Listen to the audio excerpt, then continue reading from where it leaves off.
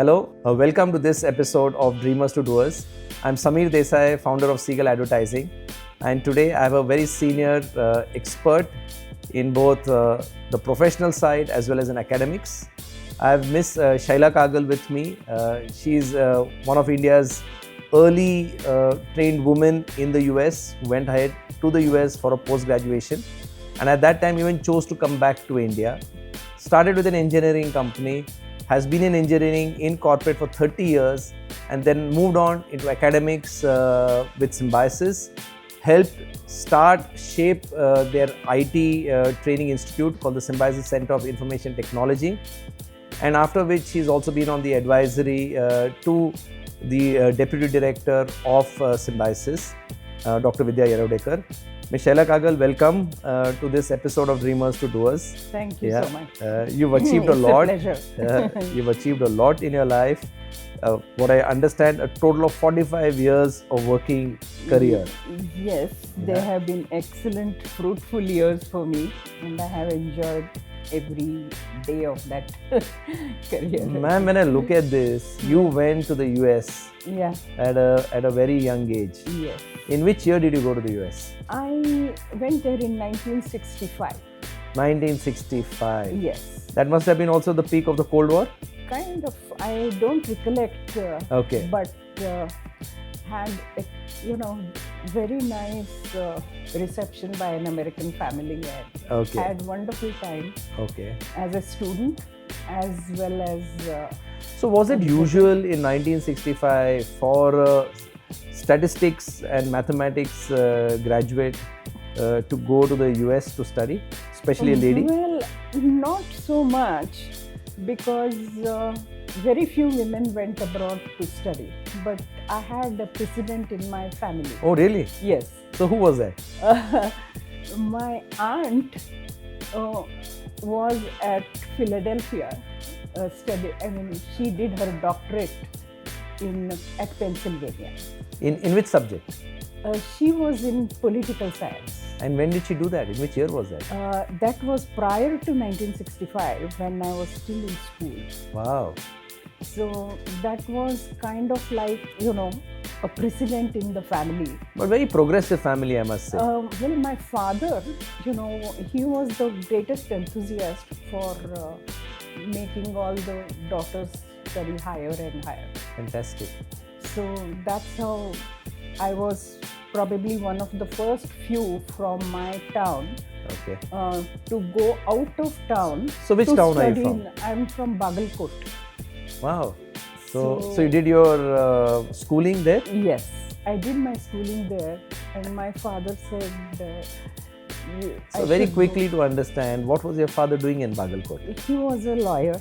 Oh, so he's also very highly educated. Yeah, he was, but he believed in education for everyone, not just women or men. Okay. So in our house, there were always a few relatives or other students who also studied. wanted to study. Fantastic. Yes. So tell me, ma'am, at a time when you went in 65, maybe your MS must have been, you did your MS. Yes. In the University of Washington. Yes. Yeah. And after that, what made you come back to India? Was that a thing? Did your aunt stay back in Philadelphia after her? No, actually, my dream was at that time to become an IAS officer. Okay, excellent. Okay. Because that was my father's dream. Okay. And he always used to kind of inspire us to become IAS officer. So I thought that when I would come back and go in for IAS. But when I came back to India, my first stop was at Jamshedpur, because my father had passed away by then. Oh, sorry. And so I was visiting my sister, and their Tatas were recruiting the young graduates. Okay. So I tried for and obviously they must have selected somebody like you. There, Okay. So then, this episode is called Dreamers to Doers. So the original dream was an IAS officer. Yes, Yeah, but originally it was that. yeah, but you know, in your career, Yeah. you have shaped a lot of people's future. You know, Yes. so in that sense, you know, you can help create India. Either be in a sense of IAS, but in a different manner, you've done that process. I am truly very, very proud to see many of my students doing extremely well in their professional lives. Fantastic. A large number of them are all over the world, I would say, from almost in every country. Fantastic. Wherever there is an IT company, and they are there. Not just there, but they are occupying prestigious posts almost everywhere they are occupying. Excellent. I am extremely proud and very, very happy to see whenever they get in touch with me and some, you know, come to see me. And so ma'am, when you tend to explain in this brief conversation prior to this episode you had with me, you mentioned how you've been fortunate to work with visionaries, companies, whether it's corporates or with Symbiosis, when in the early stages when things were being shaped up. One tends to believe that probably your life has been very comfortable, or have there been challenges either as a lady or in early stages of technology? So can we talk a little bit of the challenges that you may have had? Sure. Actually, you know, it's a woman professional is a very rare thing in Indian scenario. Okay. I remember that when I was working in Tisco, there used to be, you know, these monthly meetings, and there used to be a large table. Okay. And there were all these men, and I was the lone woman sitting on that table. Okay. When Controller of Finance and Accounts used to conduct the meeting, and there used to be a, you know, a manager, I would say, or financial controller or deputy financial controller, with whom I had to work quite a bit. And he used to make a lot of fun of me. He was a humorous man, and I happened to be the butt of his jokes many times. Okay. So, but it was enjoyable, and I had tough customers to deal with. Okay. But fortunately, my projects were successful, so it was easy to get around there. Okay. So is that still true today? If women are going into the workforce, are they finding it difficult? Well, it's much better now. Okay. Although I did have the unique value in the sense that in a big crowd, I used to be the only one. Okay. A big crowd of professionals. And I used to get the opportunity to, you know, be a part of committees and things like this. Okay. Because of my unique position also. No, so that is so. What you're saying is because you are in a sense a minority. Yes. You got the opportunity to be to represent or be part of many important and strategic meetings. Yes, that's true. Okay. So it helped me in a way. Okay. To kind of understand the business, the management, the processes. And you know, it was a great thing. So just let me ask you, when you actually joined IT, it was not really known as IT in the way we see it now. It was known more as data processing. Yes. Which was there. It was reporting into finance. Yeah. Right? Yes. Is it very similar to the initial stages that you find of AI right now?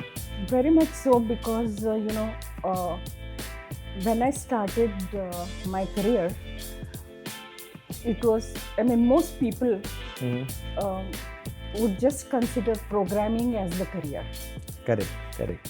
Just programming as the main career. But actually, there were very few educational institutes in India. IIT Kanpur was one of them. Okay. Which produced good IT professional, I mean, rather the students. They had some very good programs. But other than that, most others got trained on the job. Okay. So that's how most of these early set of computer professionals got.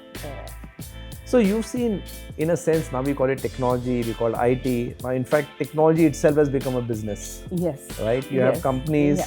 If you look at Google, Yeah. for example, we in the media business, we look at Google as an advertising company.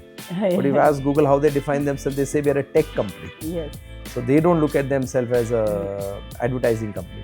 If you look at something which is our daily life, like a Zomato or a Swiggy, we look at them as somebody as convenience. So I want to get anything.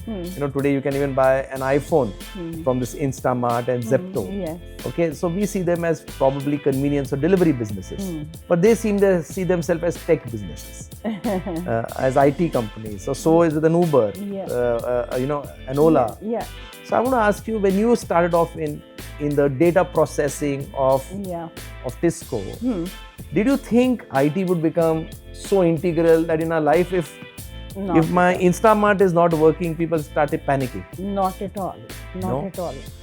Because at that time, the main, especially in Tisco, the numbers were so large. For instance, if I recollect correctly, there were 37,000 employees. Wow, in those days. In those days. So, any scheme, even say there is a, new pay structure is coming, it was on such a scale that one had to implement that we were mostly focused on getting how the processes. So basically what, you are doing payroll systems? No, fortunately at Tata's, all applications were in the making. Okay, really? Yes. At that time? There was inventory control, there was financial accounting, there was production management, there was OR, which is not spoken about today. It's operations research. Correct. And it was very much an integral part of our work. Oh, so you had systems for all these, a computer system, Yes. or what they call computer systems, or what do they call? Yeah, they were applications basically, we used to call. Applications. In payroll application, inventory. So we used to be. So tell me, when you mentioned in our earlier conversation, you were saying that you began your career as a programmer. Yes. And you had to join a company because you couldn't have a laptop at home to learn programming, right? Yes, So whatever learning you did was on the job. Yes. Right? Now we're getting into a scenario, of course, because of AI, that you don't need to know programming at all or coding, right? And where you just need to know what you want as output and you can get this. So there's a big change that has happened, and probably we don't know what the next 20 years future would be like. Right? I want to ask you, in education, you joined in 1999. Has there been a similar change, shift in education that you see happening? Actually, in IT, almost every few months, I would say, not even years, the change took place. Okay. Because, for instance, when I started, SCIT, that time, web was considered as a big thing, right? Big thing. Yeah. And we had one specialization called web technology. Okay. So web was something, because every few months a new chip used to come and new technology used to be coming up. That also was a challenge for an educational institute. Okay, to keep up with this change. Yeah, because if you don't keep up with all these changes and remain with the so ma'am, I'm going to ask you a question, seeing how you've seen IT or computer science, programming at its initial stages, right? With those big machines, those big rooms. Yeah, you've seen IT learning at its very base level. Yeah, but that kind of learning was not there. Assuming, this particular podcast is also viewed by people who are entrepreneurs, who desire to launch something new.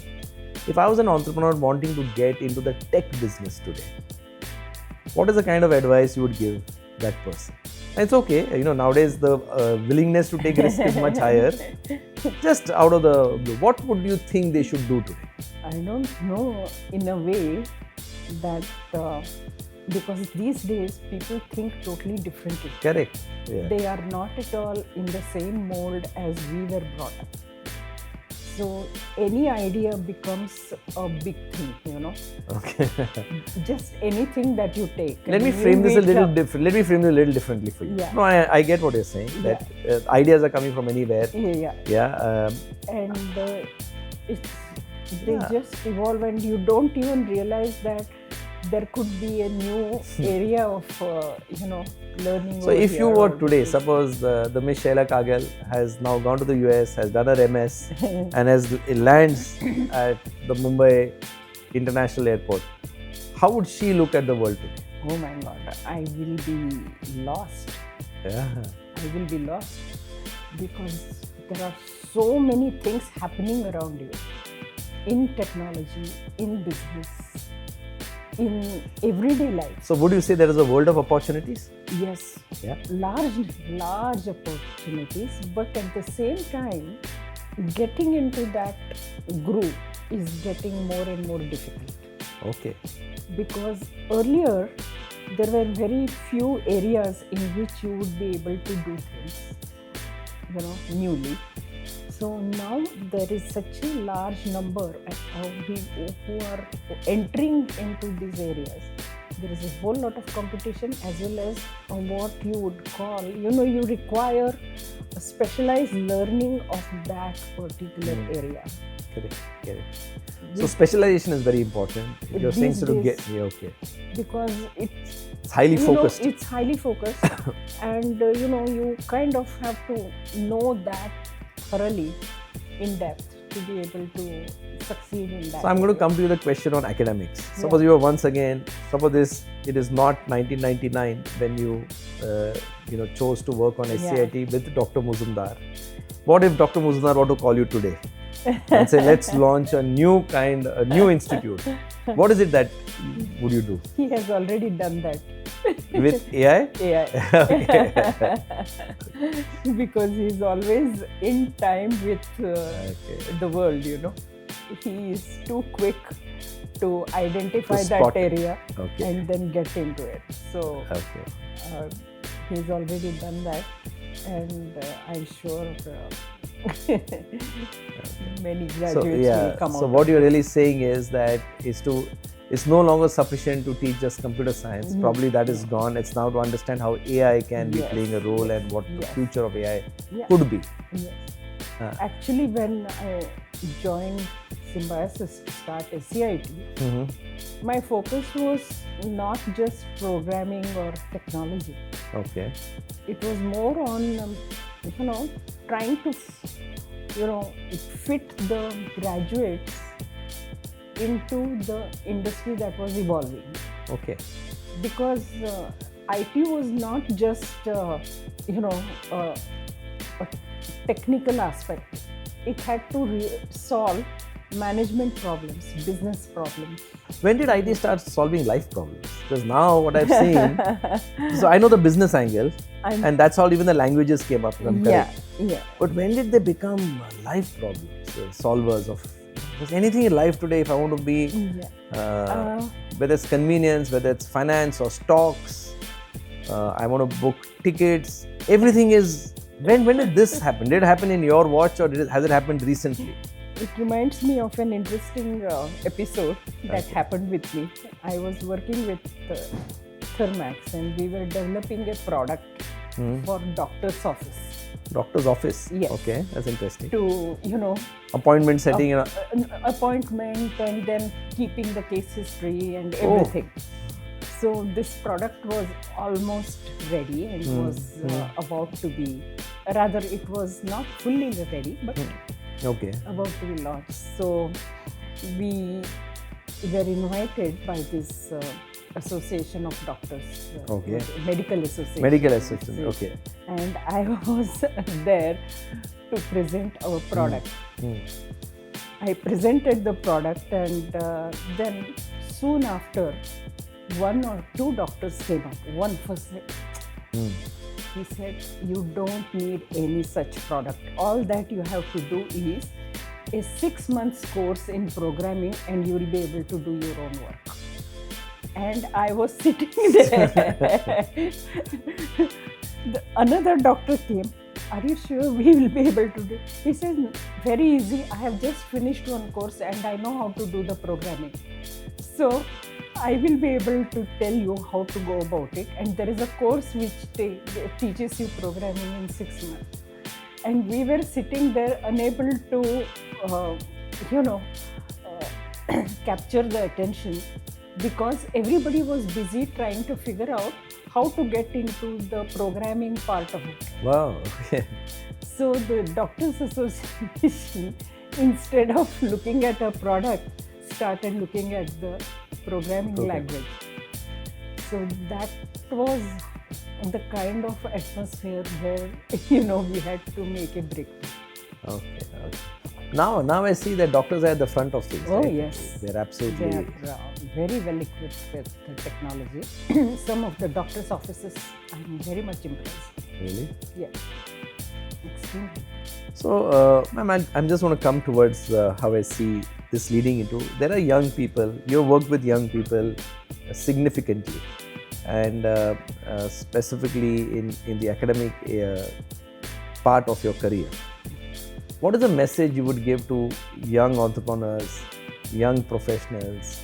This is a very, very, the way I see it, a very optimistic India, okay, where many people are not looking at just jobs or careers. Many people are seeing opportunities. So what is your message to them? How should they look at life, and what, in your opinion, the next 15, 20 years of India offers? In fact, right now the situation is so dynamic.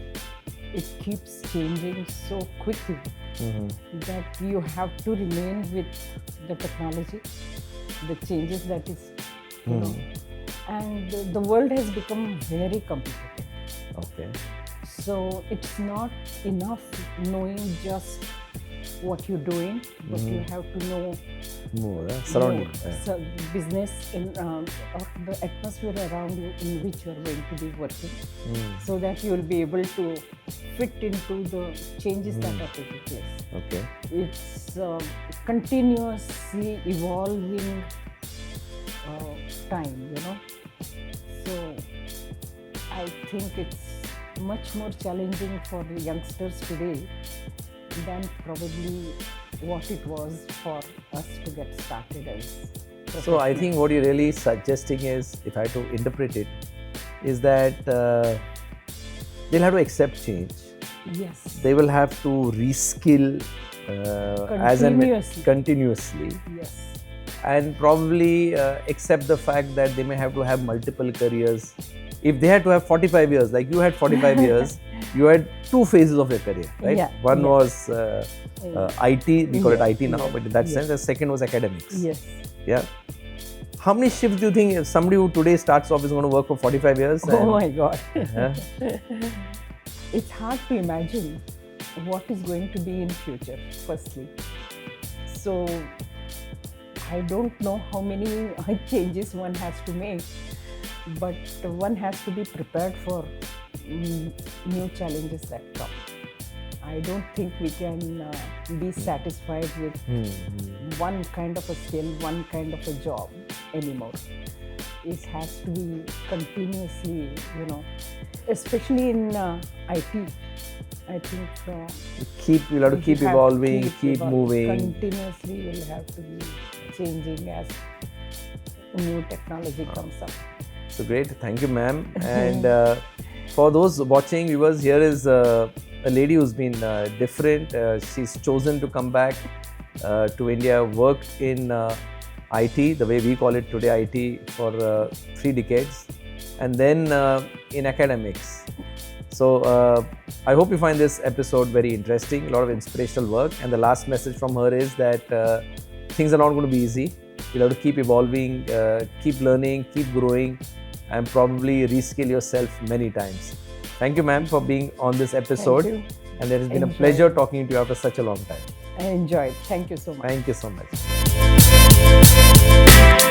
Bye.